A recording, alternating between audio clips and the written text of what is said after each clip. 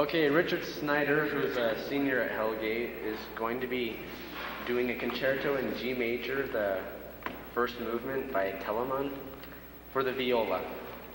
Richard.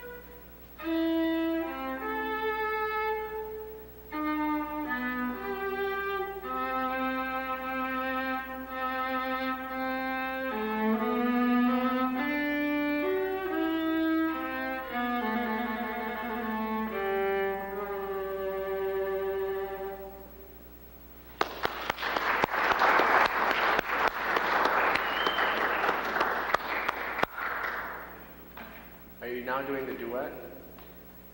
Okay. Liz Turner is going to come in and do a duet with Rich. And it's going to be a concerto in G major for two violas by Telemann. And it's the third movement Largo and the fourth movement Vivace. Go ahead. We are called the Duke of the Silver Slippers. Oh, yes. Okay. Sorry about that. That's okay.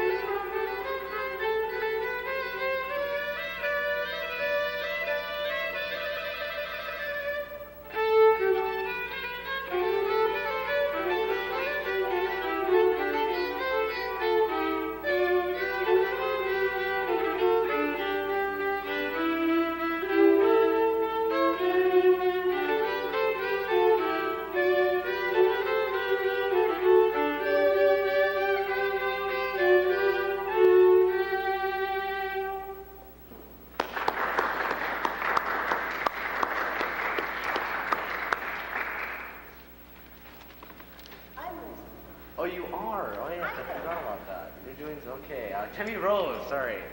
Temi Rose, It's not my own blanket. yes, it's a nice blanket too. Temi Rose locally publishes a magazine called Perceptions, which is a poetry magazine, and I guess she's just going to read a few poems from her magazine.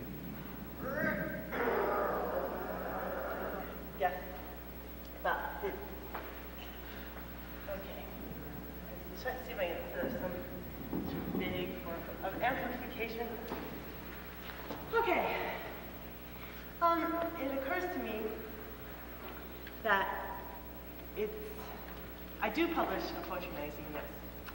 And it is because of this poetry magazine and through this poetry magazine that this whole 24-hour experiment in festivities has arisen. One of the women who writes for the magazine wrote to me and said, there are people in Albany, New York, in an organization called Peaceworks, who do a 24-hour poetry reading for peace. That's a really good idea.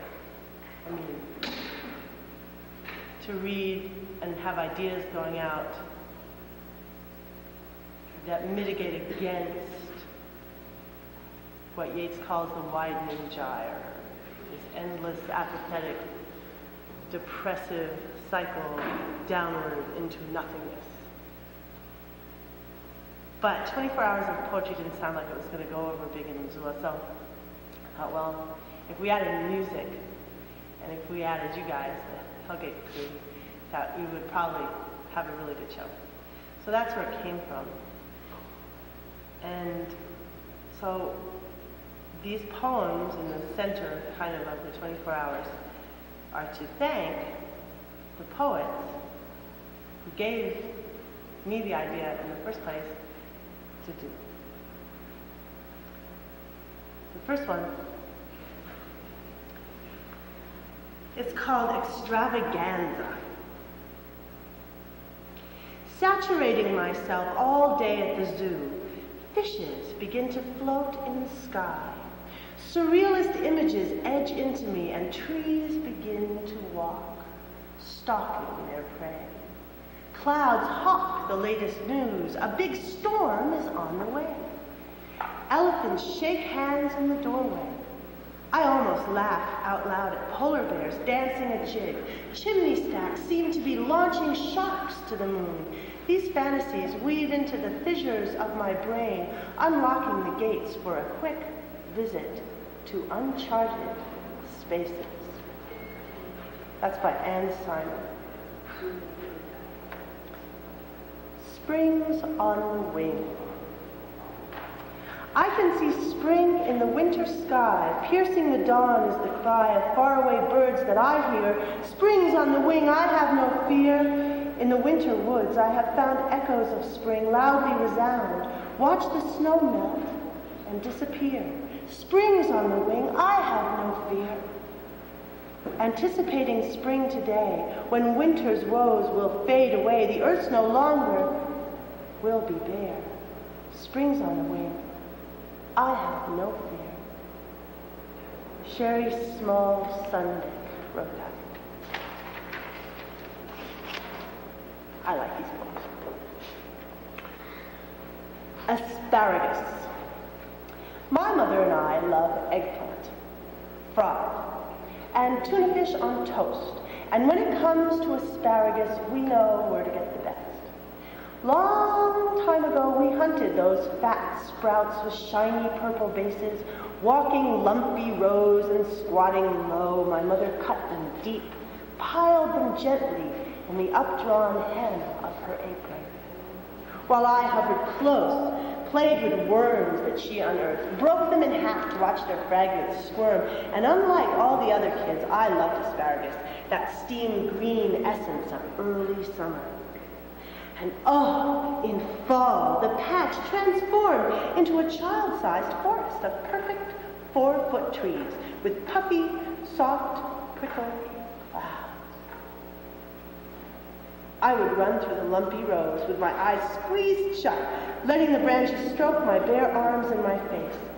There, in the patch beyond the outhouse, and past the field where Joanne necked with the boys and thought kissing made you pregnant, back when I wasn't old enough yet for necking. That's by Peggy Miller.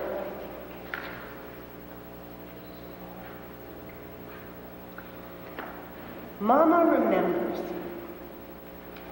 Mama remembers when ice was sold from a truck.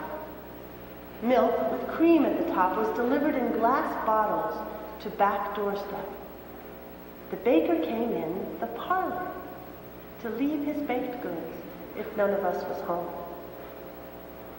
Mama remembers when electricity was used only for lights. Her own energy turned egg beaters, rollers that squeezed water out of the wash, and the sun dried the clothes. Mama remembers when yellow bar soap was used for all household cleaning. New clothes were made at home on the sewing machine. She listened to soap operas on the radio, walked or rode the streetcar to wherever she went. This is only some of what Mama remembers. That's by Dolores Solinsky.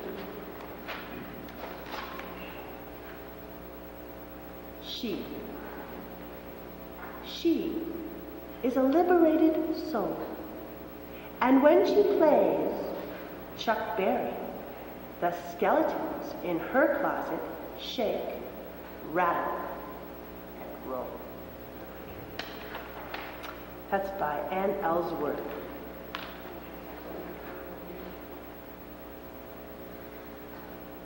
Light. I unfold beneath your hands, spread over curves and mounds like the winter sunrise spreads its fingers into the crook the arms of two hills make. No trees to shield me from that gold dazzle, no furzy pines or birches bending to keep me from looking at it straight, even though small hollow suns sear my blinking eyes after I look away. I cannot look away long, drawn up to the painful beauty of that blaze. My body burned with pleasure. It's by Marcia Nehemiah.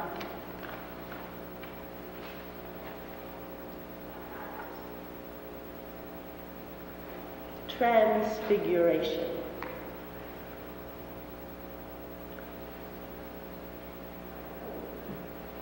Soul ablaze, I am unconsumed. I walk through the fire unflinching, absorbing the shocking, dazzling heat. The flame is my fuel. I shimmer, I blaze, incandescent and glorious. That's by Frances Moran.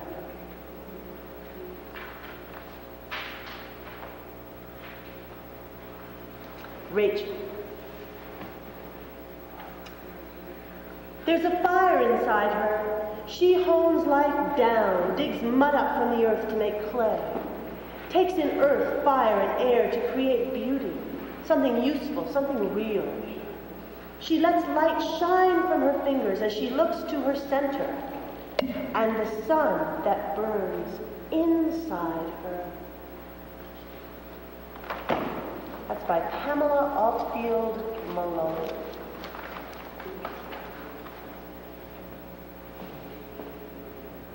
Discovery.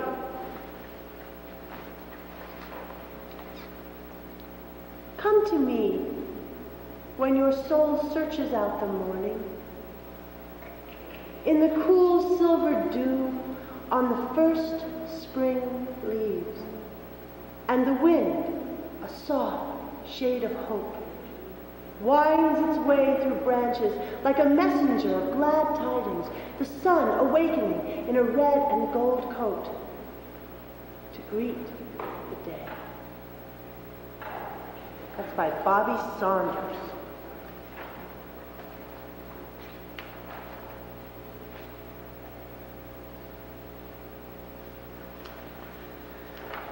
Love recipe.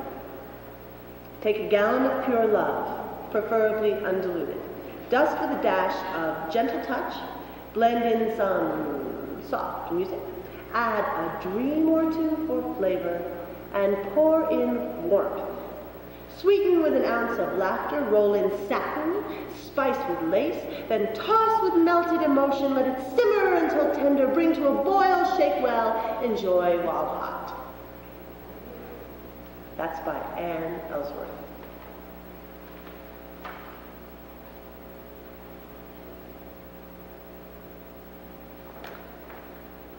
Outside in. Everyone is conceived in uncertainty, born into myth, lives in a chimera, in a jigsaw world of possibility. Time shatters our illusion of finishing, of seeing the whole picture perfect, each piece under control. K.B. Skeen wrote that.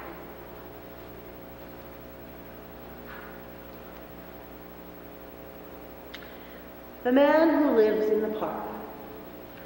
There is a man who lives in the park. He wears an antique suit, a round black hat with holes in it, gloves with no fingers, and duck-walk shoes. Through the naked branches I watched as reality, stripped of all its brilliant camouflage, crept silently upon him in the stillness of a moonlit night, leaving him somehow crumbled like the leaves. There is a man who lives in the park. I see him there every time I go. That's by Deborah L. Rami. She was the oldest lady I'd seen in all my 5-year life. She wore a smile, black hood, and apron. Her hair was curly and so white. She rested upon an old iron bed with pillows piled high. She smiled at me. The wrinkles on her face rippled like waves. Did you know, my child, I'm almost 100 years old. Gee, I said, completely awed. She pointed to a big black myna bird in a wrought iron cage, which seemed to reach so high from floor to ceiling. In bird years, he is almost as old as I. What's his name? I asked. Sebastian, my child. Again she smiled, her wrinkles rippling. When I was a teacher long ago, I could count to 100 in Ireland's Gaelic tongue. She pointed to the cage. Sebastian can count in Gaelic to 5. Come, my pet, count for me. Sebastian tilted his head and blinked his eyes. His strange counting filled me with surprise. This myna bird with pearl black eyes. I wonder, are we allowed to have pets in heaven? And if we are, is she still telling her beloved bird, come, Sebastian, my pet, count to 5? That's by Winnie Fitzpatrick.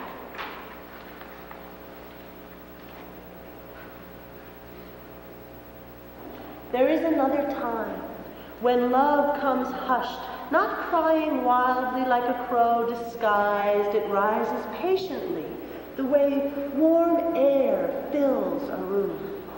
From quiet sharing, from learning who we are, through endless talking spells, from satisfaction lent, fulfilling a sundry coloring of needs. comes the eyes, like peeling onions, and I cry when you are near. There is another time, when love comes surprising, not swooping in sight like a hawk, attacking, but curving. It flies its tree, the way leaves shimmer to the ground. From the joy of touching, from the strength we clasp through lifting up our hearts again, from becoming like a macrame woven into beauty, comes the song, that muted, endless echo in a cavern. It's by Claudette Bass.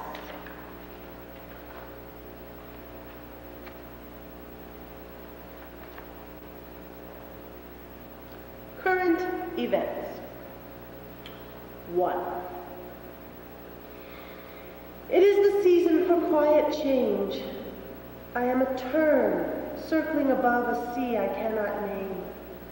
Wind is my inner current, sky my home.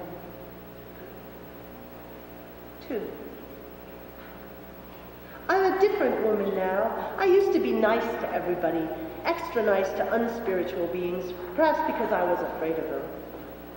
I used to wash my hair every day and cook dinner every night. Since then, the Epicurean Jap in me has left town. 3.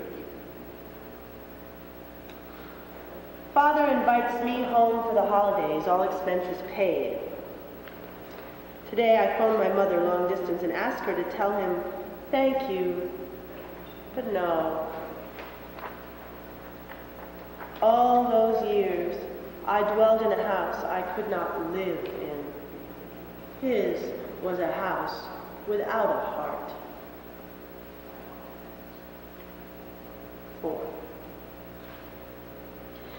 Today's headline reads, Rifleman kills 14 women at University of Montreal. The killer invades the school and, gunning for the women, wounds 12 others before committing suicide. The killer, clad in a hunting outfit, rushed into a packed classroom on the second floor and yelled in French, "You're all a bunch of feminists!" before beginning his murderous rampage. Witnesses said the man divided the students in the classroom by sex and sent the men into the corridor before opening fire on the women. One police officer called to the scene found his daughter was among the dead. From the Oregonian, December 7, 1989.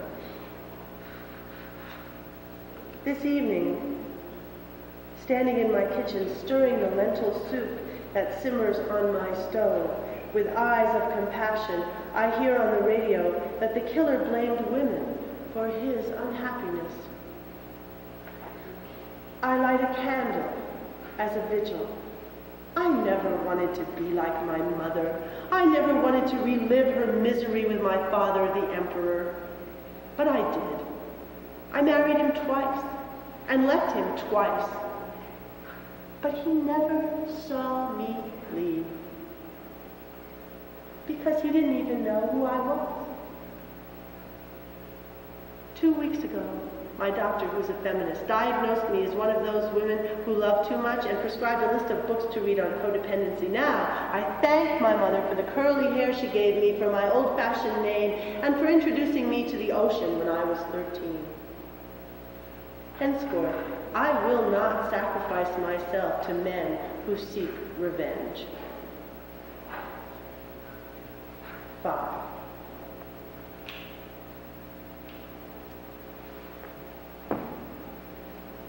Until I knew pain, I never tasted tears.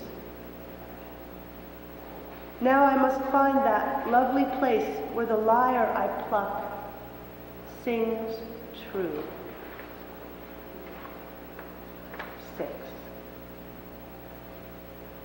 Healing lures me to thoughtful tide pools.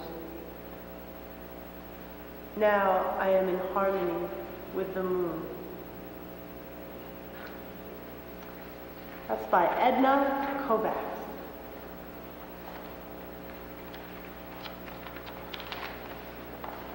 I didn't used to like poetry. In fact, I hated poetry. And so, well, then there was an intermediate step. Then I read poems by Pablo Neruda, who's a South American poet. And he had this really different kind of poetry. I thought, well, this is really good. So I started a magazine for this different kind of poetry. And now I really like poetry, but I only like this kind of poetry. Okay. Okay, here we go. Christ is my day. He asked me, what's it like to be a nun? I could tell he didn't think it fun. What was it like? I could have told him with a straight face, my day is a lace. Pale fibers woven in patterns strong, intricate threads, some thick, some long, colored and black, golden and blue. The shuttle of my hours, weaving each hue. But what is it like? What does it lack? What was it and did it? Sometimes it was perspiration in woolen serge, or cutting stamps, or dust beneath a bed, or a day ending with cards, or knitting, of pure sunlight through stained glass windows. There was some. Those were the good old days. Sometimes it was being alone, away from friends. Who can say for sure? Remember, he who holds a moonbeam holds nothing in his hand, but I hold something, something with a face that holds the day together in a whole. It is a lace. That is by Sister Mary Ann Ken from the St. Benedict's Convent in Minnesota. Morning bells. I lie in bed between my porcelain sheets. Sunshine comes through the window like honey. I am a penny in an empty pocket. And the bells ring outside like glass footsteps on the wind. It's amazing that I am alone. The window is as clear as water, and my lungs sting with crisp air. I gently pull off the hands on my golden watch and eat them, so that I can keep this minute. It's important because even though I don't know who's ringing those bells, I know exactly who I am. That's by Jardine Libert.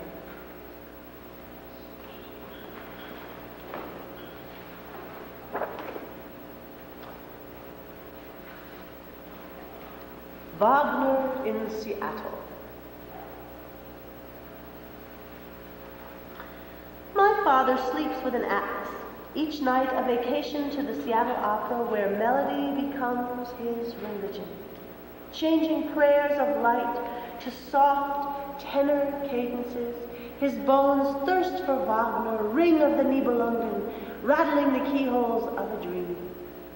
Lost in splintered teeth of Montana mountains, he hears a symphony of light knitting the road ahead. That's by Marcia Gale Kester. Woodpecker. No matter that your color, species, size remain a mystery to me, old friend, the moment that I hear you tap and catch your shadow in the shadows of this pine, your presence heartens me, and we begin again our little ceremonial, our quiet chat by August fireside. Right here, outside our cabin door, I share with you the secrets of the year. And when the other voices call and I must leave my boulder rocking chair, I hear you say, in your non-singing way, endure, endure. It's by Carmelita McKeever.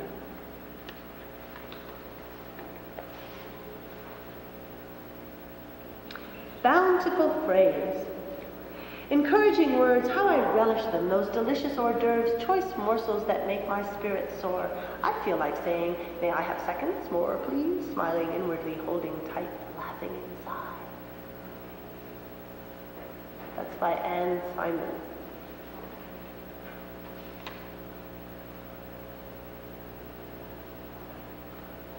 Dream sequences.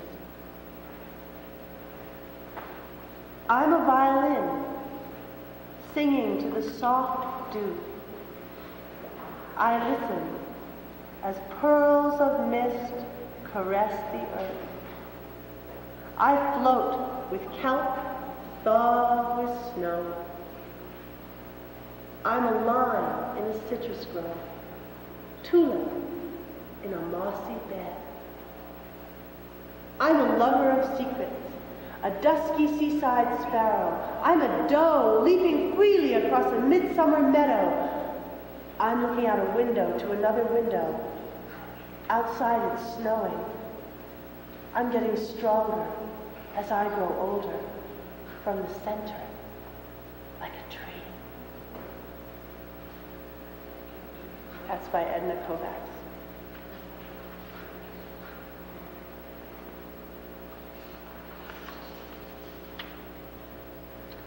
Summer in Milford.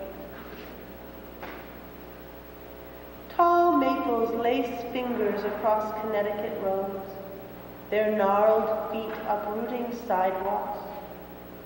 July at my grandparents' house.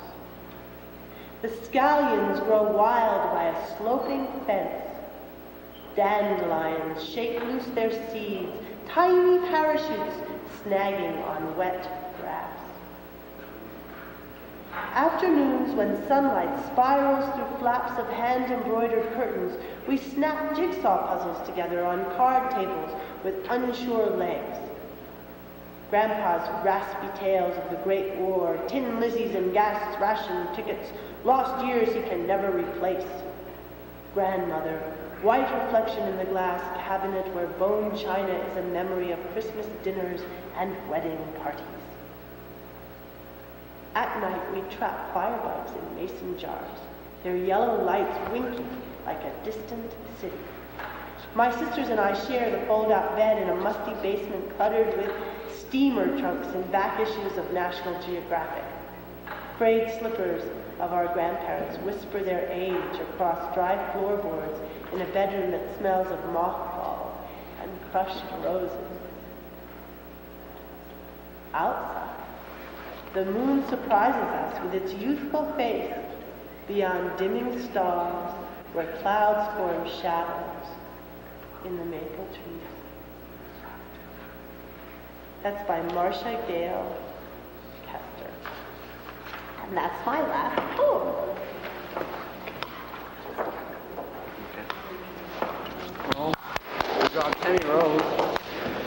A lot of the good poems there, and I'll have to look at that magazine.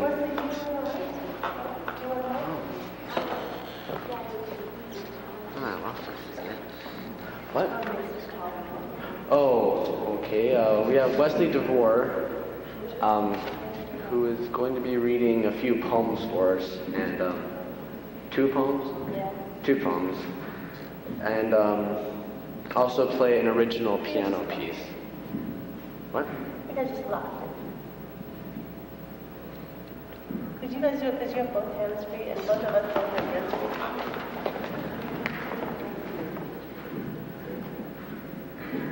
We want it tall. There we go.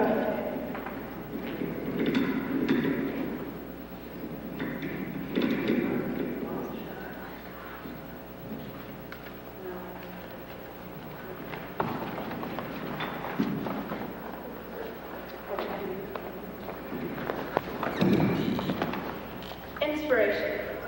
Ponder the earth. Question the traditional. Stop the Society for the Prevention of Cute Buddhists. Why, you ask? Tell me.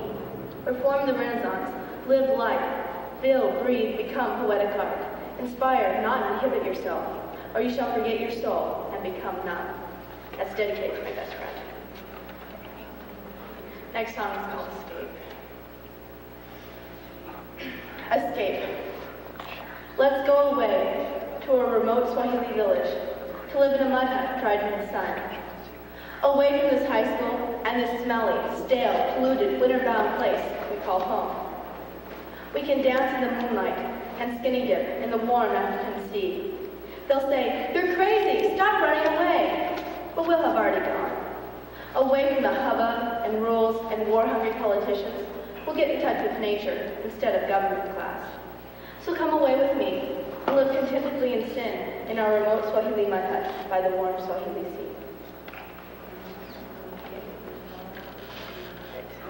I'll do it over here. The piece I'm going to play is called Coco Smile, and it's dedicated to my grandmother, who I called Coco when I was about 3.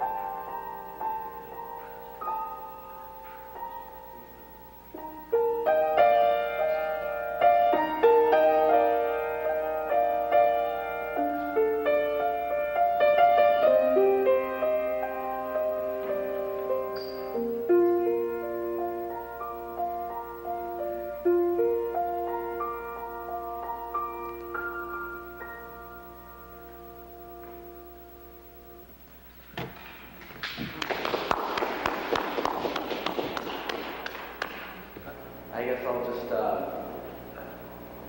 guess I'll tell you a story. It's not a very exciting story. It doesn't really have a big climax or anything. It's just something that I saw a while ago.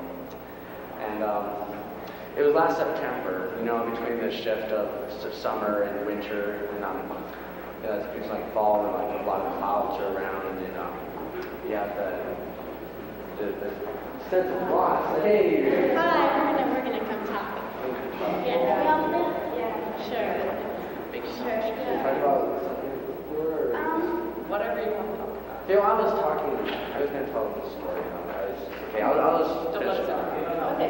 Okay, so, it's the time between summer and winter. It's fall, and there's a lot of clouds everywhere, and it's usually kind of a thundery, stormy kind of feeling, And I was just sitting at home one day, and it was a few days after school had started, like September 4th, and I guess, you don't really have a lot of homework when school first starts, so I was just sitting around and reading, and it had just rained a little while ago.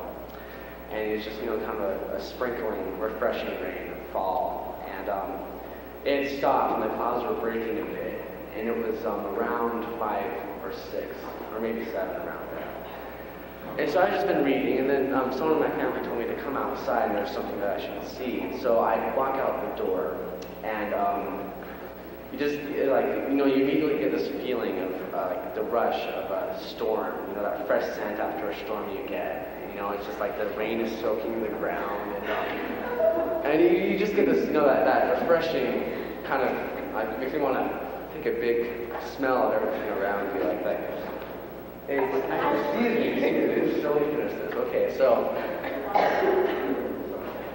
should it be short? No. Yes.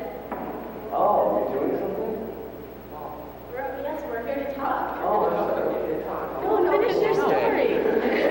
Okay, well, I don't know, as I said, this wasn't a great climax, but I walk out, and immediately I live in a house that's near the base of Mount Jumbo. Just shut up, okay?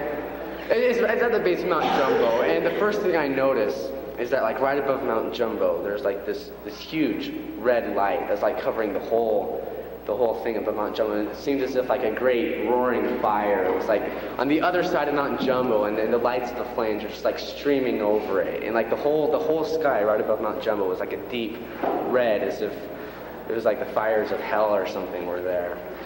And then so I look a little over to the south a bit, and the sky there had a kind of greenish tint to it, and I know this may sound kind of weird, but the sky had a greenish tint, and it was just kind of, God, I don't know, it's just really, really weird. And then a little further over, the sun was just a little bit over the mountain range to the west, and it was near sunset, and the golden light from the sun was streaming through the clouds, and it was this golden brilliance was just coming through the clouds. You could see all these sunbeams, and a little to the north, turn around, and the sky there is this really deep indigo blue, it's a realistic indigo blue, and there's clouds everywhere, and through the clouds are blue too. I mean, it's reflecting this blue color from the clouds, and past the clouds, the sky, which should be a light blue, light blue of day. It was a really deep indigo blue. And then to the north, over the Rattlesnake Mountains, is this going on too long?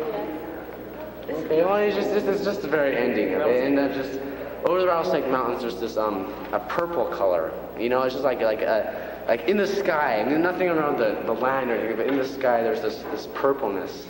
And it's reflecting off the clouds, and it's just this deep purple, all the colors circling around this valley. It's just like a rainbow, It's I was sitting inside a rainbow, and it was surrounding the whole valley, and that's my story. So, yeah. So.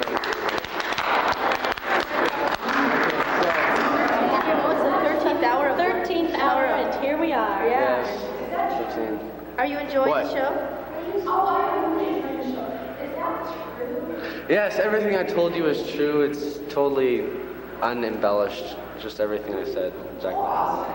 Yeah, it was really amazing. It was really amazing. You can call. You take these while you're autograph. They do. What else do you want? I can't have it.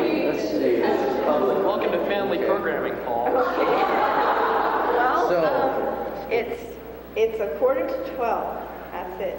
And this is Ted's boss, and I'm Wesley DeVore. And I'm Jen Creighton. And Paul. That's Paul. That's Paul. And down the front row we have Megan Gutierrez and Bridget Klein. And Joe Harbine. Yeah, and Joe Harbine. Yay! We have You three pay to people in get our in, audience, Joe? and if you'd like to come on down, we're at the Hellgate Auditorium. Come through the Higgins Street entrance. It's a $2 donation, and all proceeds go to Hellgate SPS. So, Is it required? No, the donation. Oh, yeah, okay, is so it's required. optional. You can get it here free if you really want. yeah, if you really want. If you're really poor or really bored. Yeah, or if you're kind of miserly, but if you want to come in, I mean, it's a free show, and We have some good performers. we got a lot of people here. Make us happy. Hey, Shane Adams. We missed Shane's here. Shane Adams. Fourth audience member. Oh, all right, okay. Really? It was 10 minutes. There's Temi Rose. And there's Temi Rose. Temi Rose. Yay.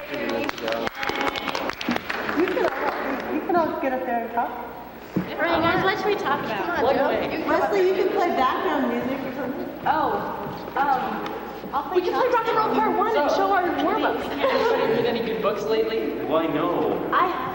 What? I read The World According to Garp by John Irving. I just recently saw that movie. I saw that movie too. I owe $17 on a book. I have $45. Slot, if you're listening, I'm not paying it. Oh, yeah. Scott, if you're Yeah. listening, we're seniors and we're leaving. We don't Not care if we paying lose our our library library privileges. Oh, let's see. We're not all seniors. Don't get us We are. on that. We have nothing to do with that. Okay, I'm a sophomore. I'm a freshman. God Is everybody else here freshmen? Yep, they all are. Okay, we have a sophomore too. No. There's Oh, Cal. there's Cal. Cal, come join us. And here's Ephraim. Effie's a cameraman.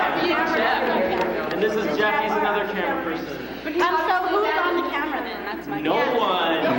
Get on the camera. America, you're free. Where are they gonna move the camera to? Move the There's cameras nothing by else to yourselves. Okay, Cal, what push should we the talk about? microphone. We should have something about something How for long it was, we can't hear anything. It just sounds like a lot of chickens going. Blah, blah, blah, blah. Right, somebody. Should we raise hands? Yes, I think we should. we'll raise hands. No. We are. All right, What do you everyone want? wants to talk. Anyone know any good jokes? Oh, I know a joke. I got it from some Laffy Taffy. It's pretty stupid, but it's like the best Laffy Taffy joke I ever heard. Okay. What do you know if you find bones on the moon? What? The cow didn't make it.